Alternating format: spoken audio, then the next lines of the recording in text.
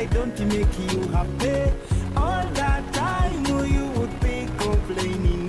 But baby, how come you never call me? But now with MTN, I have a daily voice bundle. I'll call you every day, yeah yo, baby don't dolo. MTN voice bundle, yeah yo, baby don't dolo. MTN voice bundle, yeah yo, baby don't dolo. MTN voice bundle neza bei dondoro okutera network zona tunga dakika 25 arshiringi 10 zonka nyigasta emwe not star ibiri emwe hash otoraneho daily bundle ninga kozesa my MTN app ogambe bei dondoro kuba kuturi kugamba hamwe twine kizibira MTN enkora n'obushosholeke nibikuratirwa MTN nereberero kitongole kya Uganda Communications Commission. Abantu nyana bakibale kagadi kakumiro na hadi hona mutabaruke habwokuba tyansika arguza egabude obone baletere mibasi yona eyabusireyira ikara nogya Kampala manya Kenya manya Dubai nogitoza hati nolekeraho genda mu batyasika arguza yona emibaze roho okukebera omubiri gwono kamanya na kyorwaire byona byabusa iwo kwenda kukebera kompyuta kwigula ebinywa kandi inyo bakasitoma babo abakuru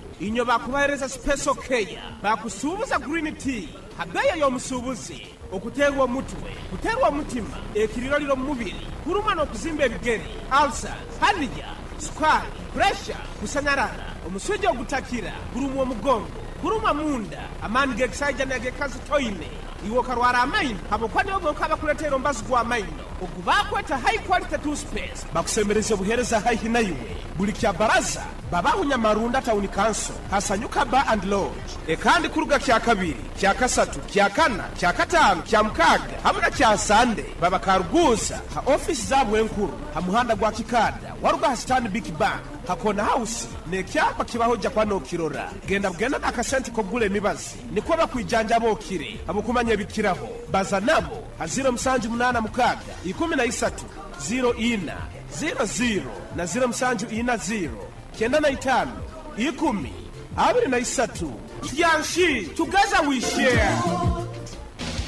For how Chinese bantu baingi muno ohulira kyansimba hano nkwata hamugongo ekifuba kikulemera oburumi munyingo mu baitu hati wekwata ba for how Chinese bano ni bayijanja banokira kimo ebirwaire no biraga nenkoro yawe yekikugu baine byoma ebya meridian therapy nibikonyera okwigula ebinywa kutereza emigongo alinya bakusasa nibakumara mu busase bona bwino munyingo hati nywa bakuzimbe bigere mugende mubayikire nibakora handweleza maiso nibajanja basukali harusazi okwetaga kusara saizi okendezo munyeto gwine oine kizibu kyo kusanyarara hamuna inywa bateirwe stroke niba batereza ni mugaruka okurungi muno aba for how Chinese hano mukaruguza basange amuhanda gwa kizizi ogugenda ha vision hakiomba ko kiyakona house haine ichundiro lya magiteri yaka opposite Millennium Guest House rundi baterera ha namba zesimu 0 kinana na mnana nsanju na msanju asatu na mnana na 0 mwenda nkaga na ibiri kinana na isatu anna nemu for how Chinese hamuno bwijanja byo burungi.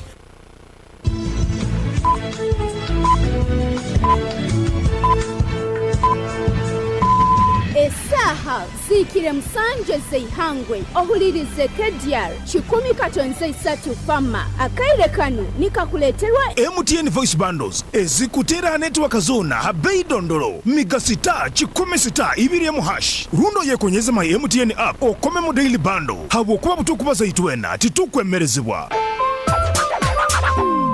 MTN Uganda Limited nerolerwa Uganda Communications Commission.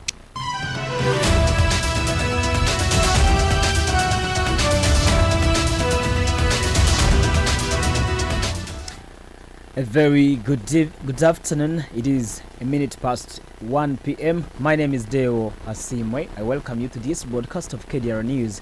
Now the detail. Locals from Kiembogo village of Kasimbi sub-county in Kivale district are counting losses after the yesterday's heavy downpour characterized by strong winds hit their area. The affected people, led by Brian Kutegeka, the sub-county speaker Kasimbi, note that over 5 houses have been unroofed, whereas Bananas, cassava gardens and other crop plantations were left destroyed. The affected locals have appealed to the district disaster management committee to intervene for help, since some residents have been left homeless and others are worried of the looming food scarcity. Isizwe bintu yabataka bangi muno etwaire enju ye mukuru Master Dennis yatwara enju ye mukuru Tenkasimwe Vincent MC y'abantu bone genzire abonjere nyamungi nyakubwira muno kintu ekihingura kandi yasigire mu kabunda k'amazi n'enjire yange yonka esigaire ko zirekere butengo cyari mangu mbingi turi aho kubyama kandi munjoyi tonka tusaba abebenta agiwo kuna squatiro abasatu y'amapata ibintu byete bimwe bisisikaire bifuyire tusaba obuyambi ali MP waitu bekene gonza hamwe no chairman LC5 bimwe tusaba mutuyambe. Moving on, the Petroleum Authority of Uganda, PAO, has assured the country of steps it has made and more to be made to mitigate the potential oil spill in the future. Uganda is aiming to produce by 2025 around 1.4 billion barrels from 2 oil fields in Tilenga, the larger operated by France's Total Energies, and Kingfisher, entrusted to the China Offshore Oil Corporation (CNOOC). During a meeting with the Ambassador Richard Carbonero, head of Regional Economic Cooperation Department at the Ministry of Foreign Affairs, the PAO Director of Environmental Health and Safety, Joseph Kabsheshe, said that already they have in place a robust, detailed and comprehensive national oil spill contingency plan, which needs to share with neighboring countries. The discussions focused on enhancing Uganda's international collaboration efforts concerning oil spill contingency, preparedness and response mechanism. Oil spills can happen in every place where oil is being extracted, transported or stored. The magnitude of harm from a spill is determined by many factors, including the amount and type of oil, location, season, weather, and actions taken to clean up the spill. Highlighting the inherent need for transboundary cooperation, Dr. Kabsheshe says that it is critical to collaborate with neighboring countries that could be affected by oil spill events. Ambassador Carbonero has expressed support for enhanced regional partnerships, adding that it is necessary to have a comprehensive multinational approach to oil spill management, which not only safeguards the environment but also ensures sustainable development and mutual prosperity. Uganda discovered commercial reserves of petroleum early 2 decades ago, but production has been repeatedly delayed by lack of infrastructure like a pipeline.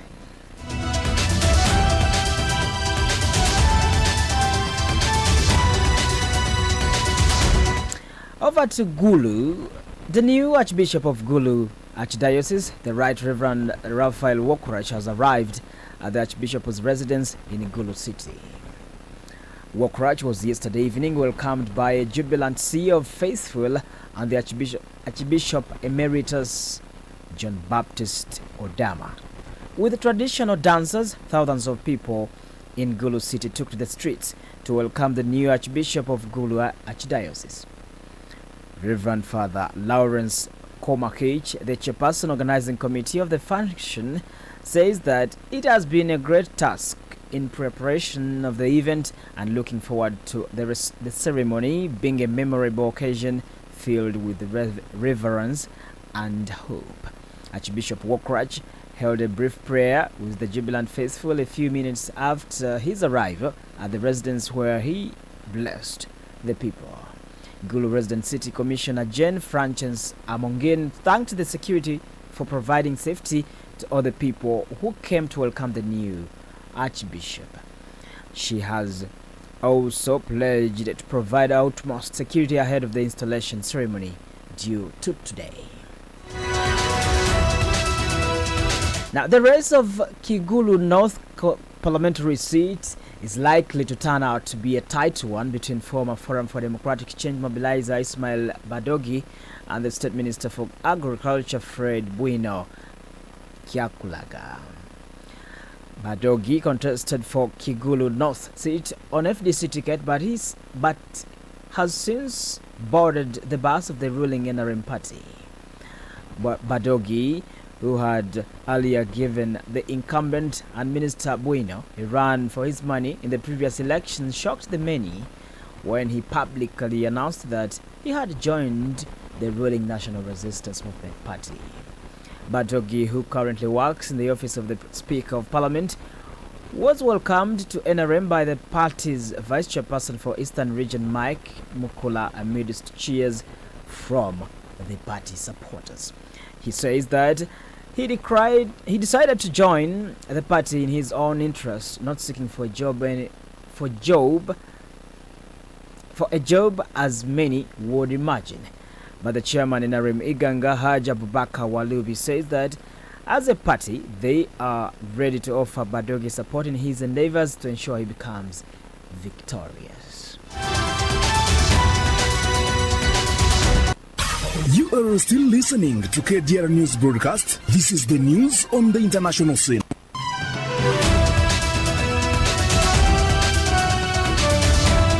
For the news on the international scene, Australia. Australian authorities have charged a soldier and her husband with spying on behalf of Russia. Australian police say that the couple, a 40-year-old army private and 62-year-old self-employed labourer, are accused of obtaining Australian Defence Force material to share with the Russian authorities. The pair, both of whom are Russian-born Australian citizens, are due to appear in court today to face one count each of preparing for an espionage offence after being arrested at their home in Brisbane yesterday. The charges carry maximum penalty of 15 years imprisonment under legislation introduced in 2018. Dear listener, as I wind up the newscast, a quick look on the top stories once more.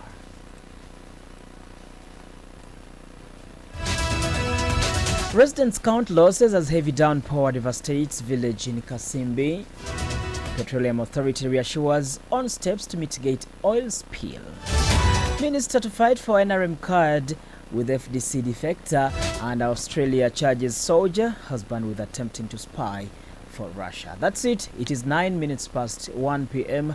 My name is Deo Asiimwe. As I wind up the newscast, I need to remind you that we are live on YouTube at Karguza Development Radio, on Facebook at KDR FM 100.3 official, then on X at KDR FM Radio, then on TikTok you can just get us at Karguza Development Radio, and official website at www.kdrfmradio.com. Please keep following us for more of this.